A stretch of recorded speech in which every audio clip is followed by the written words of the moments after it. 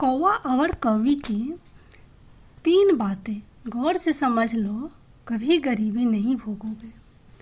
एक गांव में एक बहुत ही गरीब ब्राह्मण रहता था। उसके घर में एक विशाल पीपल का वृक्ष था। उस वृक्ष पर एक कौवा का जोड़ा रहता था।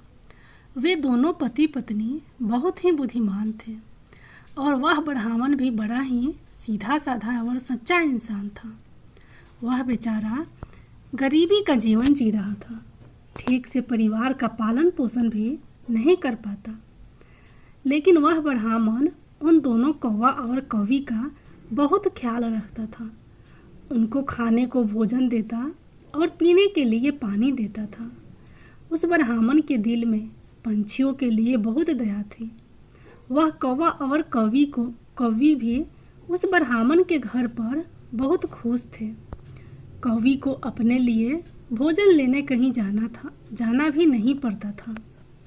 ब्राह्मण भोजन उनके घोंसले में ही दे दिया करता था।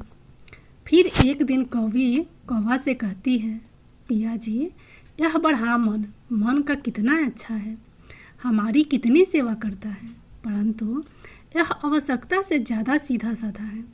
यह अपने भोलेपन के कारण अपना आत्मविश्वास खो चुका है। यह अपने परिवार का पालन पोषण भी ठीक प्रकार से नहीं कर पाता है।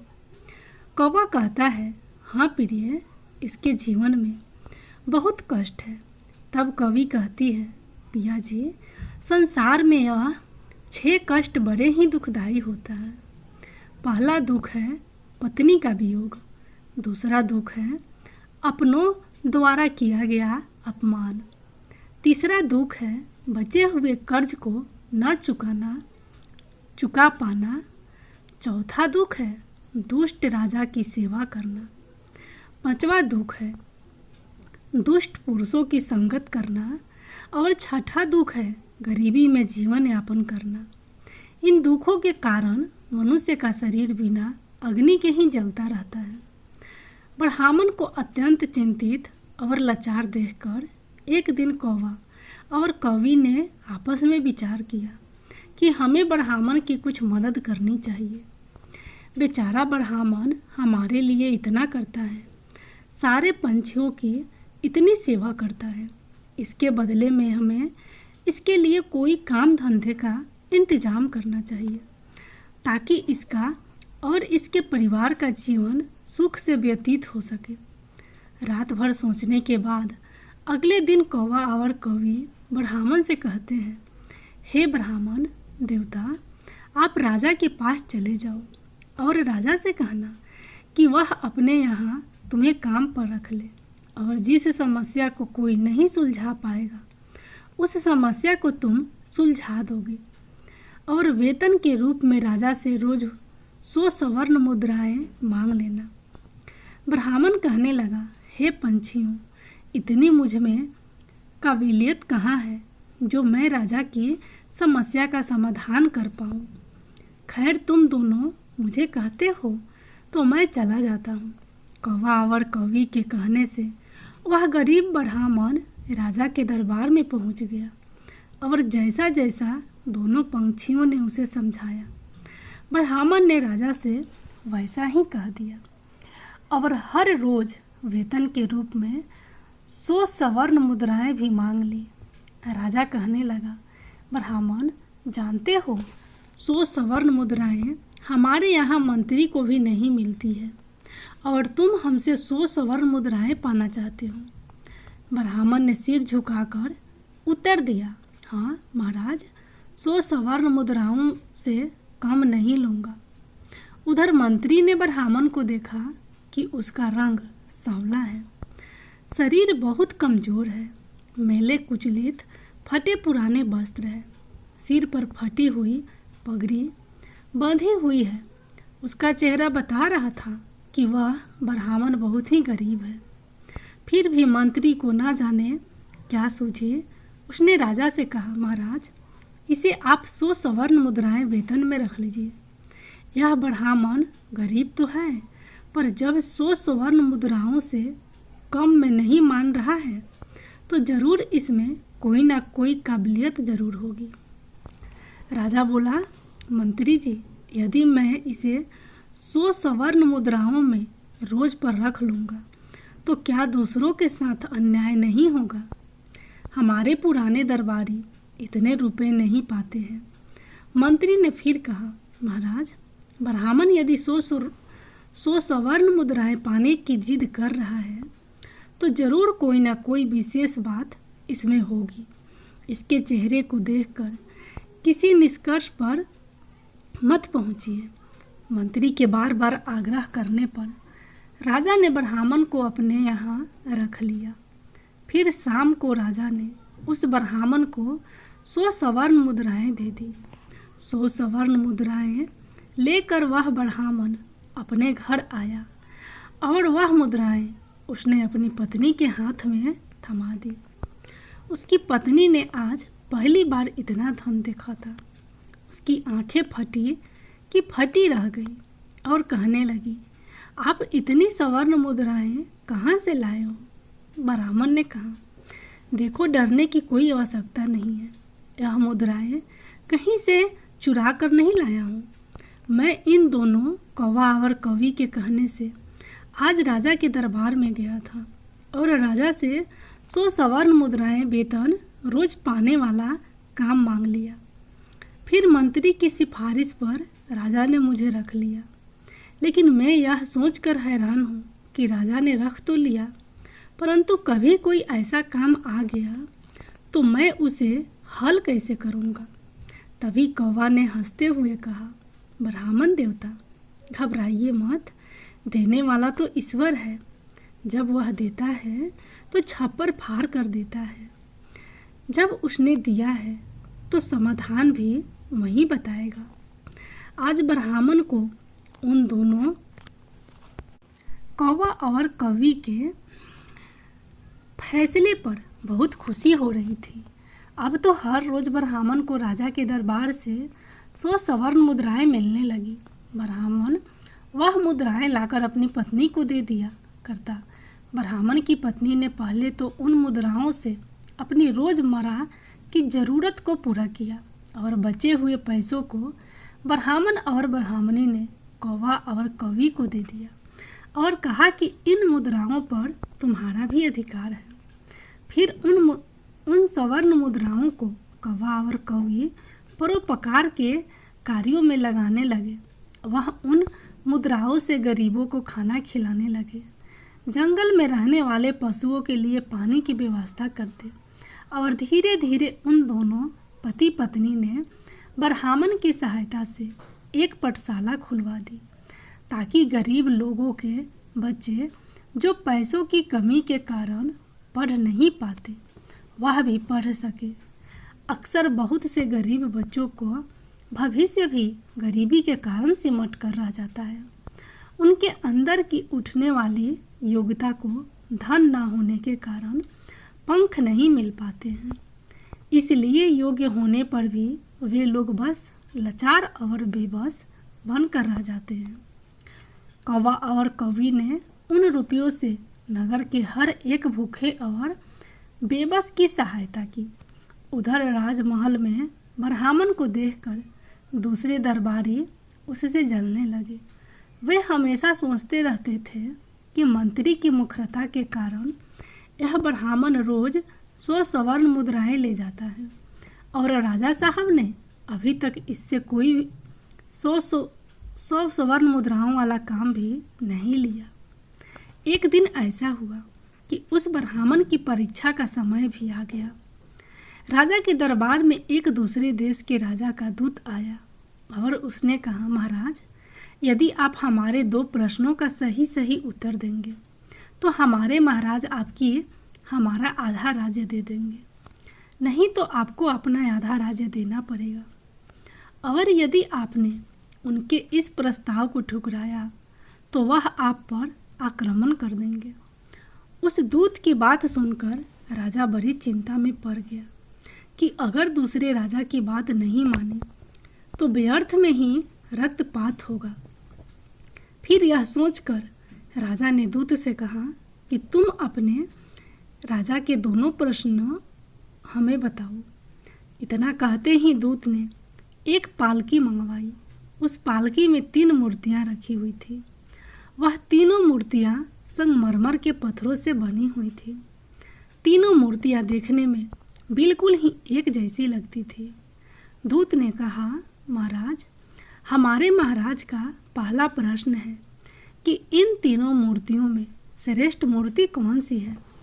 यह सुनकर राजा और समस्त दरबारी सोच में पड़ गए कि मूर्तियां तो दिखने में एक जैसी ही हैं, फिर इनमें श्रेष्ठ सिद्ध कैसे हो सकेगी। राजा सहित राजा के सभी दरबारी उन मूर्तियों में अंतर सिद्ध नहीं कर सके। तभी अचानक मंत्री को याद आया कि हमने 100 स्वर्ण मुद्राएं वेतन वाले एक ब्राह्मण को किस लिए रखा है। उसने तुरंत उस ब्राह्मण को बुलवाया और उसे तीनों मूर्तियां में अंतर ढूंढकर श्रेष्ठ सिद्ध करने के लिए कहा। बेचारा भोला भाला ब्राह्मण मूर्तियों को देखकर आश्चर्य में पड़ गया कि इन तीनों मूर्तियों में अंतर को कैसे पता किया जाए। यदि नहीं बता पाया तो राजा नौकरी से निकाल देगा। अब तो दरबार में जलने वाले लोग भी सोचने लगेंगे कि आज इस ब्राह्मण का खेल खत्म हो जाएगा। काफ़ी देर मूर्तियों को गौर से देखने के बाद भी ब्राह्मण को कुछ समझ में नहीं आया। तो ब्राह्मण ने कहा, महाराज,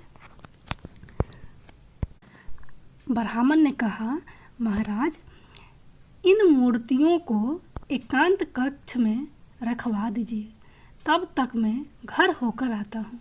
लौटकर मैं इन तीनों मूर्तियों में अंतर को आपको जरूर बता दूंगा। इतना कहकर ब्राह्मण अपने घर को चला गया। उधर राजा ने उन मूर्तियों को एकांत कक्ष में रखवा दिया। ब्राह्मण सीधा अपने घर गया और पूरी बात कौवा और कवि को बताई। यह बात सुनकर कौवा ने कहा, ब्राह्मण देवता, जब तीनों मूर्तियां दिखने में एक जैसी हैं तो अंतर जरूर उनके अंदर होगा। तुम एक काम करना, एक पतला सा तार उन मूर्तियों के कान में डालना। वह तार कहाँ निकलता है, यह बात आकर मुझे बताना।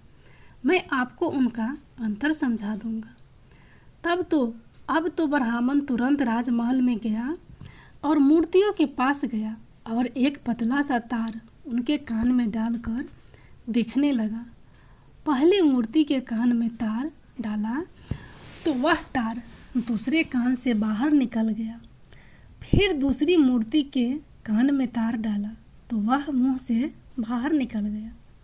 फिर तीसरी मूर्ति के कान में तार डाला तो वह तार बाहर ही नहीं निकला। ब्राह्मण ने पूरी बात आकर कौवा को बताई। तब कौवा ने उसे समझाया कि मूर्ति के कान के छेद आर पार है। इसका अर्थ है कि वह एक कान से सुनती है और दूसरी कान से निकाल देती है, और दूसरी मूर्ति के कान से सुनकर मुंह से निकाल देती है, और तीसरी मूर्ति कान से सुनकर उस बात को पेट में दबाकर रखती है, और तीसरी मूर्ति उन तीनों में से श्रेष्ठ है जो मनुष्य सबकी सुनकर उसे अपने अंदर रखता है, उसे किसी से कहता नहीं और समय आने पर इसको प्रयोग में लाता है। वही मनुष्य बुद्धिमान माना जाता है। कौवा ने जैसा बताया ब्राह्मण ने वैसा ही जाकर राजा को बता दिया। फिर दूसरे देश का राजा इस उत्तर से बहुत संतुष्ट हुआ।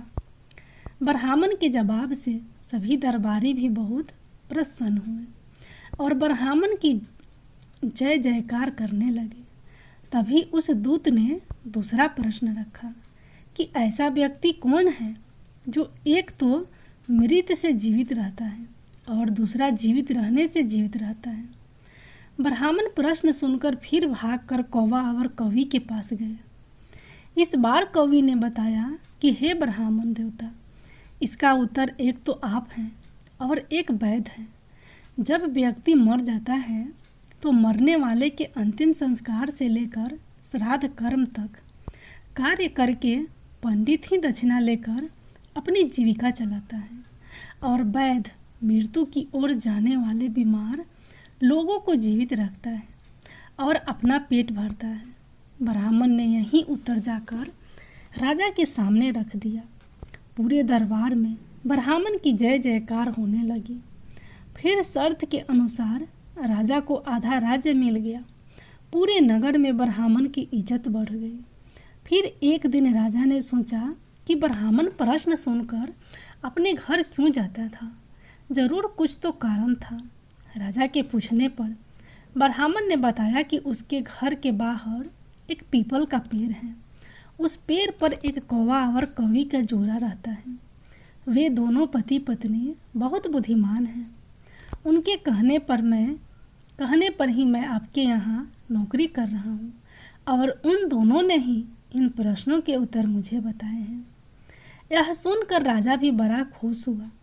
राजा ने दोनों पति पत्नी को अपने महल में बुलवाया और उनसे पूछा, हे पंछियों, तुमने यह ज्ञान कहाँ से प्राप्त किया है? तब दोनों पंछियों ने मुस्कुराकर जवाब दिया, महाराज, हमने यह ज्ञान इसी ब्राह्मण से पाया है जिनके घर में हम रहते हैं। यह ब्राह्मण बहुत ही विद्वान है। इन्होंने शास्त्रों का बहुत अध्ययन किया है। जब यह ब्राह्मण शास्त्रों का अध्ययन करता था तो हम पेड़ पर बैठे बैठे सुनते थे। यह इन्हीं की कृपा का फल है। महाराज, यह ब्राह्मण बहुत ही सीधा साधा है। इनमें आत्मविश्वास की कमी थी। यह जीवन भर अपने सीधेपन से गरीबी का दुख भोगता रहा। इस बार इन्होंने हमारी सलाह मानी और यह सफल हो गए। राजा कहने लगा, हे पंछियों, मुझे तुम पर बहुत गर्व है। तुमने एक लाचार ब्राह्मण का मान बढ़ाया है, साथ ही साथ इस राष्ट्र का नाम रोशन किया है। मांगो, तुम क्या मांगना चाहते हो? तब कौवा कहता है, महाराज, मैं चाहता हूँ कि हमारे नगर में सभी जीव जंतु का जीवन सुखमय हो और कोई भी पंछी या कोई भी जानवर भूख या प्यास के कारण न मरे। कौवी कहती है, महाराज, मैं चाहती हूँ कि हमारे राज्य में बेटों की तरह ही बेटियाँ भी शिक्षा प्राप्त करें। कहते हैं, जहाँ नारी अज्ञानता के अंधकार में भटकती है वहाँ पर कभी सुख शांति नहीं आ सकती। नारी अपनी संतान की गुरु होती है। यदि वह शिक्षित होगी तो उसकी संतान भी शिक्षित होगी। कौवा और कवि के कहने पर राजा ने अपने राज्य में नारी शिक्षा और जीव जंतुओं की सेवा को बढ़ावा दिया। कहते हैं, जिस तरह सुंदर से सुंदर फूल भी बिना सुगंध के व्यर्थ हैं, उसी प्रकार मनुष्य चाहे कितना ही रूपवान हो, यौवन हो से भरपूर हो, बलवान हो, बड़े कुल में पैदा हुआ हो, स्त्री हो या पुरुष हो, विद्या के बिना दूसरों के प्रति, जीव जंतुओं के प्रति दया के बिना सब व्यर्थ है। उसकी कोई शोभा नहीं होती। दोस्तों, अगर यह वीडियो पसंद आई हो तो वीडियो को लाइक करें और चैनल को सब्सक्राइब करना ना भूलें। धन्यवाद।